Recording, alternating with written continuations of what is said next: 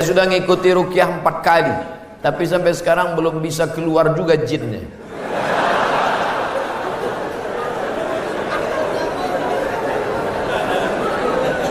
Nanti pergi ke Pekanbaru, mana tahu hari libur, di belakang Hotel Premier ada Masjid Al-Falah. Ini nomornya, catat. Mana tahu ke Pekanbaru. Mungkin sama Ustadz ini jin itu tak takut, yang ini dia takut. Catat nomornya. Ketua Asosiasi Ruqyah Indonesia Provinsi Riau Daratan. Namanya Ustadz Saifullah.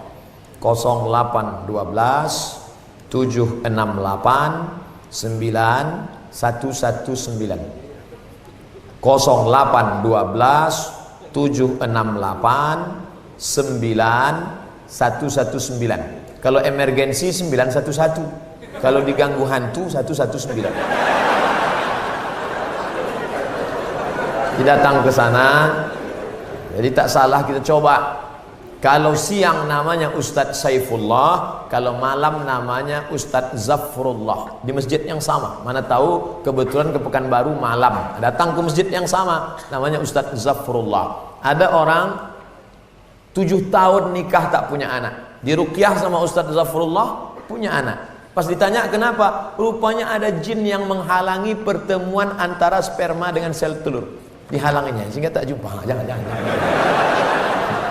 Dibacakan usir. Kata Ustadz Saifullah, ada pula bencong LGBT di ruqyah sehat. Ternyata yang masuk tuh jin bencong. Jadi saya tanya, Ustadz, jadi ada jin tuh bencong? Ada, kata dia. Itulah yang dimasuk ke dalam. Nah, itu.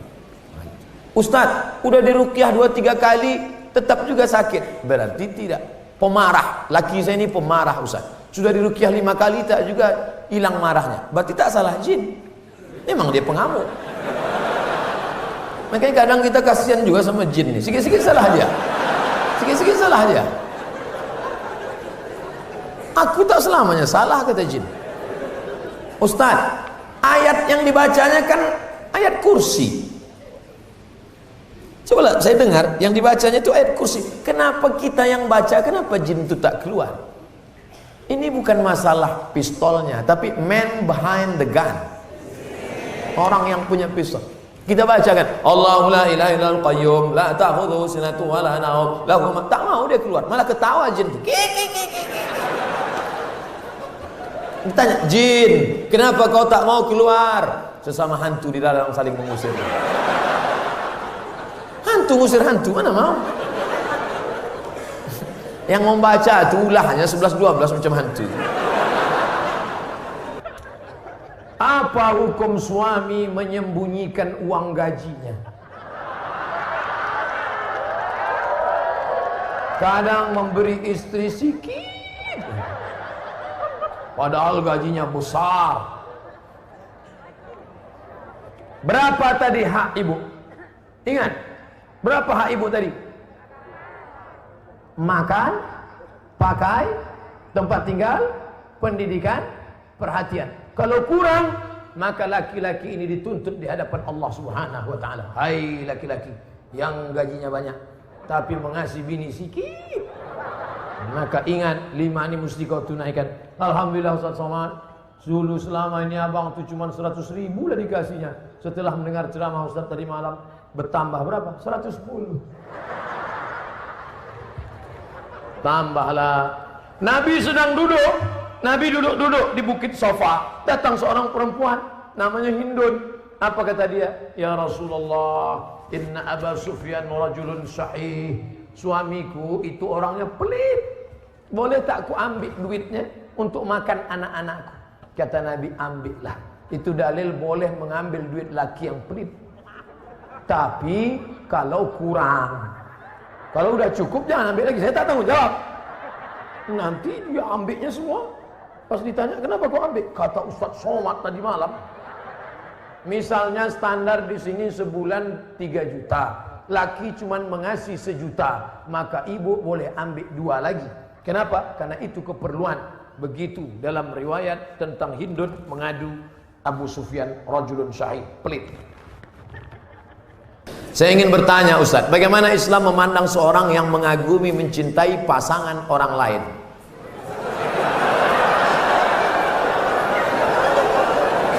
Bagaimana pula jika orang itu memiliki perasaan yang sama dengan kita?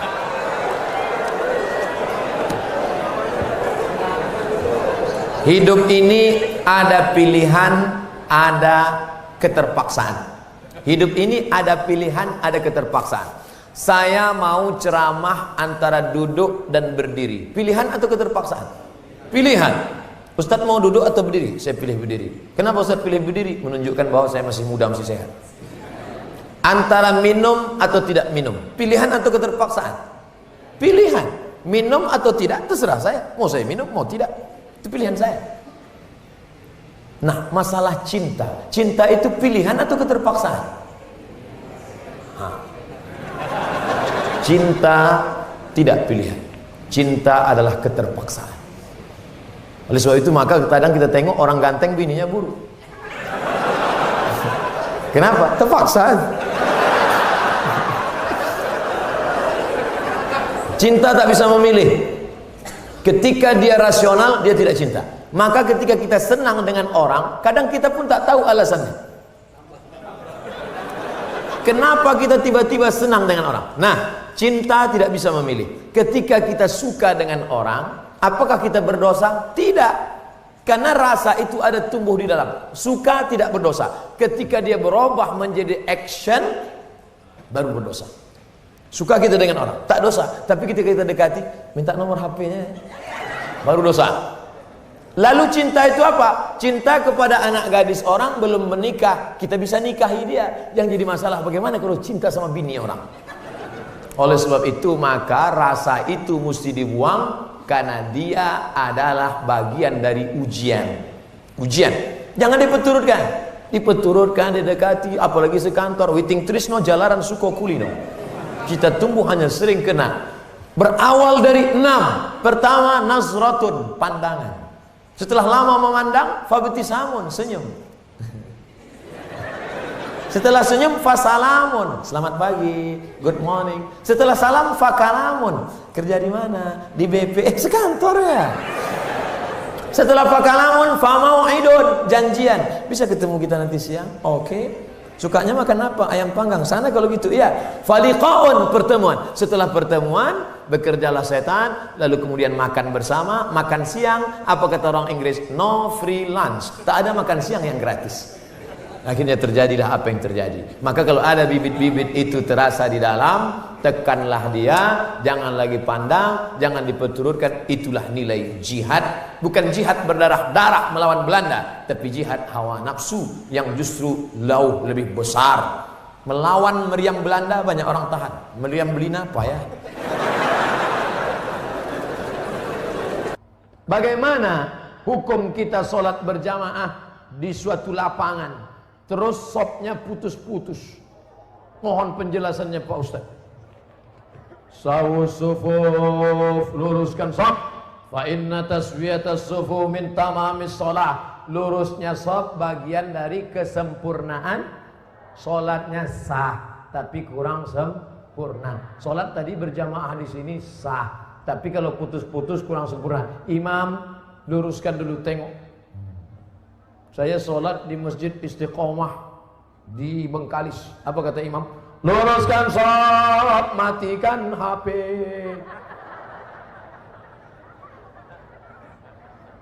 Ada pula di masjid lain, luruskan sholat, angkat kaki celana.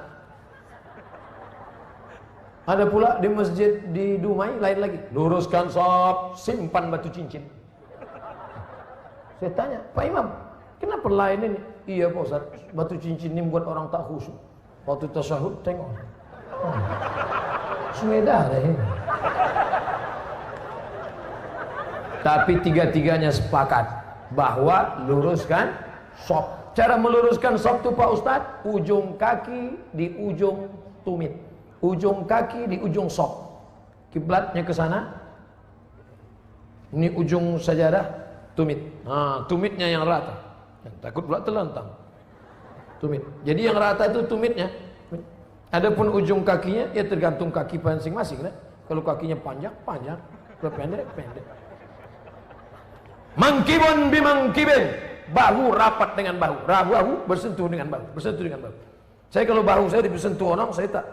Cuman kalau kaki kadang disentuh, geli kita. Nah, jadi kalau ada kawan, kita senggol kakinya sekali, dia geser, jangan disenggol lagi. Nanti asik ngurus kaki. Saya khawatirnya dia preman baru tobat. Begitu kita dipijakkannya, gitu. Bertinju kita di masjid. Kalau sampai kita bertinju di masjid, nanti yang ketawa yang tak ke masjid. Kenapa orang itu bertinju di masjid? Gara-gara kaki. Untung kita tak ke masjid. Allah pak balak 6. Nah jadi bahu rapat dengan bahu, kaki rapat-rapat sedikit lah. Kalau dia risau atau usah tempel. Setelah itu barulah imam angkat takbiratul ihram. Allahu Akbar. Bagaimana hukum suntik rubella yang belum sertifikasi halal MUI? Sampai sekarang Majelis Ulama Indonesia tidak mengeluarkan sertifikat halal sampai hari ini. Itu yang disampaikan oleh Sekjen MUI, Wakasekjen MUI, Kiai Haji Dr. Kiai Tengku Zulkarnain. Oleh sebab itu kalau ada yang memakai itu alasannya karena darurat. Karena kata dia kalau tidak disuntikkan ini anaknya sakit cacat, mati. Kita kalau dipilih antara dua, mati atau makan babi, pilih mana? Makan babi. Tak boleh pilih mati. Masuk ke dalam hutan, pilihan cuma dua, mati sama makan babi. Kau pilih mati atau makan babi? Aku mati aja lah, tak boleh. Mesti makan babi. Ambil kecap, colek-colek babi itu.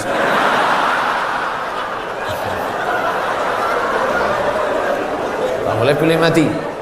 Nah, jadi kalau bapak ibu takut anak itu cacat, sakit, dipakainya hukum darurat itu.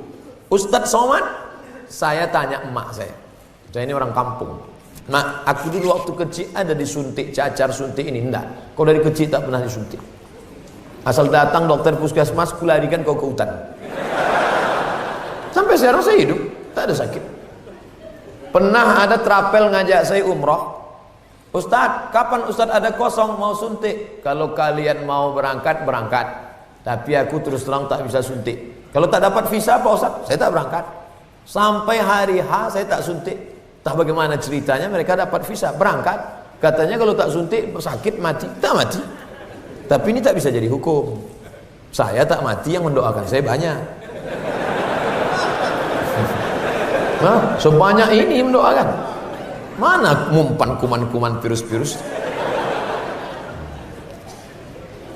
Pak Ustadz, berdosa tak kita memarahi ibu? Alasannya ibu keluar rumah tak menggunakan hijab. Oh, tak boleh nak. Mentang-mentang kau sudah pengajian, lalu kau panggil emakmu, mak sini sebentar. Assalamualaikum warahmatullah, neraka jahanam. Bukan begitu caranya. Wa in jahadaka ala an tusyrika bima laysa laka bihi ilmun. Kalau emak bapakmu memaksamu untuk mempersekutukan aku, fala tuti'huma, jangan kau patuhi dia. Tapi untuk melawan tetap tak boleh. Wa sahibhuma fid dunya ma'rufa, tetaplah bergaul dengan jangan kalian yang menasihati dia. Datangi Pak Wan, datangi Pak Bupati, datangi Pak Wabub. Pak, bisa tak Bapak nasihati mak saya? Mak saya ini takut sama bapak. Nah, panggil Pak Bupati, Bu sini. Ibu kenapa tak juga begitu? Iya Pak, insya Allah saya begitu. Gitu. Jadi mulutnya mulut mereka, pesannya dari kita. Jangan kita ngomong.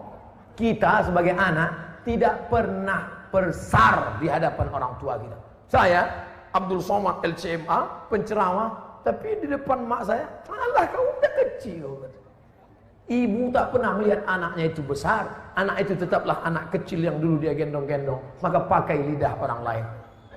Cari tokoh-tokoh adat, tokoh lembaga adat Melayu, nenek mama, tokoh masyarakat. Datuk, bisa tak Datuk nasihati? Nenek, bisa tak nasihati emak saya belum berjilbab? Aku pun tak berjilbab juga.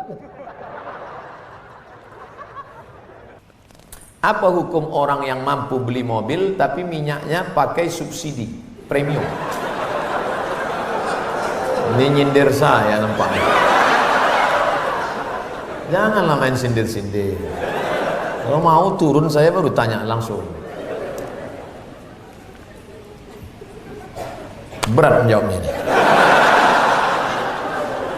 Kita bandingkan dengan negara lain, bagaimana harga minyak, bagaimana hebatnya negeri kita, gemah ripah, loh jenawi, tongkat dan batu jadi tanaman, untayan zamrud, katulistiwa di bawah minyak, di atas minyak. Bagaimana nasib saudara kita di Anambas yang begitu kaya dan hebat, tapi 24 jam saya di sana, HP saya tak berbunyi sama sekali. Nah, ini kan luar biasa. Oleh sebab itu pengaturan minyak, subsidi segala macam, mudah-mudahan ke depan pemerintah lebih baik insyaallah. Ini hak kita sebagai warga negara. Mestinya kita ini kalau dilihatlah minyak kita dengan gas kita, dengan batu bara kita, dengan negeri terkaya di dunia, tak ada apa-apanya Brunei Darussalam. Ustaz, apa hukumnya membawa HP ke toilet? Misalnya main game.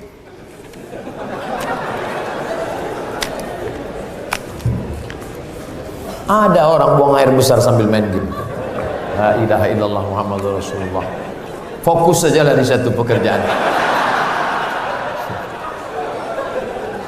Tahu salah lain-lain. Pak Ustadz, saya mau nanya, apakah orang yang bertato itu tidak diterima sholatnya?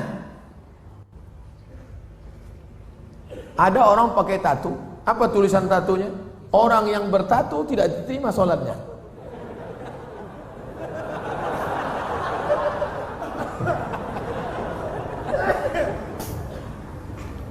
Tato adalah kahal. Kahal adalah celah yang dimasukkan ke dalam kulit dengan cara dilobangi, dimasukkan kahal. Itu tato zaman jadul. Tato zaman sekarang tato listrik, tato macam-macam jadi banget. Mantap, waktu masih muda tegap, gambar tatunya ular kobra.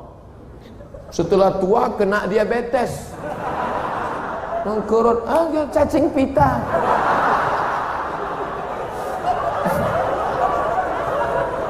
Sebelah kanan gambar burung gagak yang sedang ingin terbang menangkap serigala.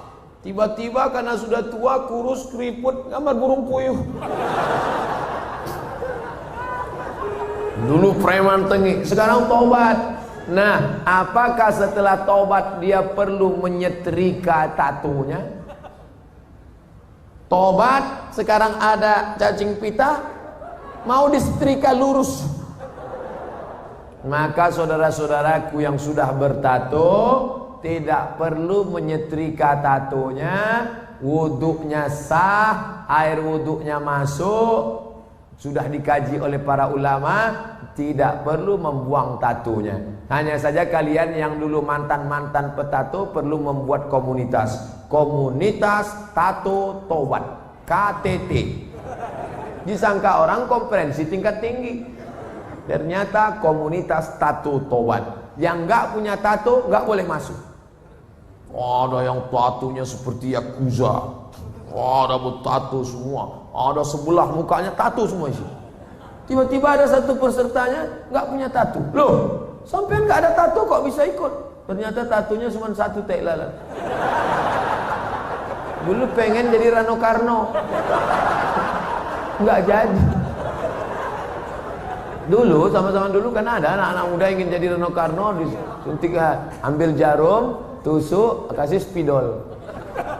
Ustaz kok tahu? Saya dulu nyoba juga. Nggak jadi. Nah, bagi yang belum punya tato jangan buat tato. 5. La'anallahul wasimat, Allah melaknat yang tukang buat tato. Wal mutasimat, minta buatkan tato. Wal mutanammisat, yang mencabut. Ini alis atau bulu mata? Alis, mencabut alis. Ini jangan dicabut. Ini mau nikah, wah, dicabut, cabut, nggak mempan cabut dicukur, wah, hilang. Tukang buat tato, minta buatkan tato, mencabut bulu mata, alis mata. Wal mutafallijat, mengotak-atik gigi. Gigi sudah bagus, dia otak-atik, kecuali giginya memang nggak wajar. Setiap melihat dia senyum pingsan 3 orang. Hai, gitu, pingsan. Itu boleh pakai kawat. Dulu seingat saja kawat itu kan untuk pagar. Sekarang gigi pakai kawat. Hari Senin ungu, hari Selasa merah, hari Rabu pink. Setiap ketemu, itu nggak boleh. Mubazir, sakit. Pokoknya merubah yang nggak wajar jadi wajar, boleh. Merubah yang nggak normal jadi normal, boleh. Tapi yang sudah normal jadi abnormal, nggak boleh. Nah, oleh sebab itu yang bertato, kalau ada imam kita bertato, nggak usah dipermasalahkan. Nanti selesai sholat, ini sholat kita sah nggak ya? Nampaknya nggak. Pokoknya baik-baik semua. Kalau orang tua saya sebelum meninggal berwasiat kepada saya untuk pergi haji, apakah saya harus memenuhi wasiat itu apa tidak? Sedangkan saya belum naik haji. Bagaimana balasan? Dia wasiat aja gini. Duh, iki ono uang 50 juta. Nanti kalau saya meninggal, kamu harus menghajikan saya. Anak ini bolehkah menghajikan bapaknya? Boleh, dengan syarat dia haji dulu. Namanya badal haji. Nah, boleh nggak dia pakai uang ini untuk berangkat haji dia? Nggak boleh, karena uang ini untuk menghajikan bapaknya.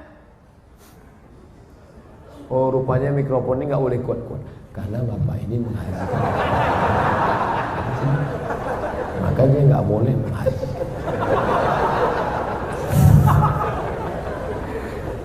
Jadi dia harus haji dulu, baru dia bisa menghajikan bapaknya. Dalilnya mana? Labbaik Allahumma syukruma, labbaik Allahumma syukruma. Aku menghajikan syukruma, aku menghajikan syukruma. Sampean kenes dulu. Come here for a moment. Sini sebentar. Kamu tadi menghajikan siapa? Menghajikan syukruma. Syukruma itu siapa? Sedulurku.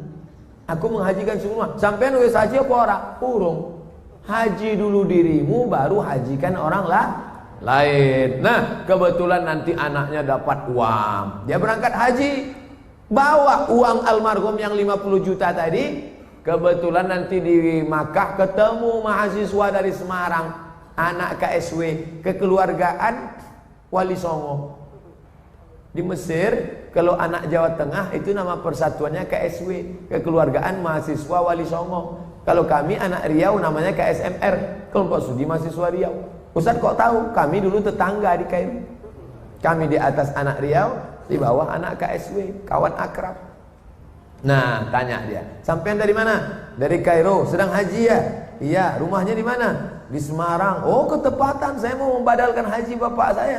Lihat dulu mana KTP-nya, betulkah belajar dari Al-Azhar? Jangan sampai ngaku-ngaku bohong. Lalu kemudian serahkan, ini badal haji untuk bapak saya, maka hajinya sah.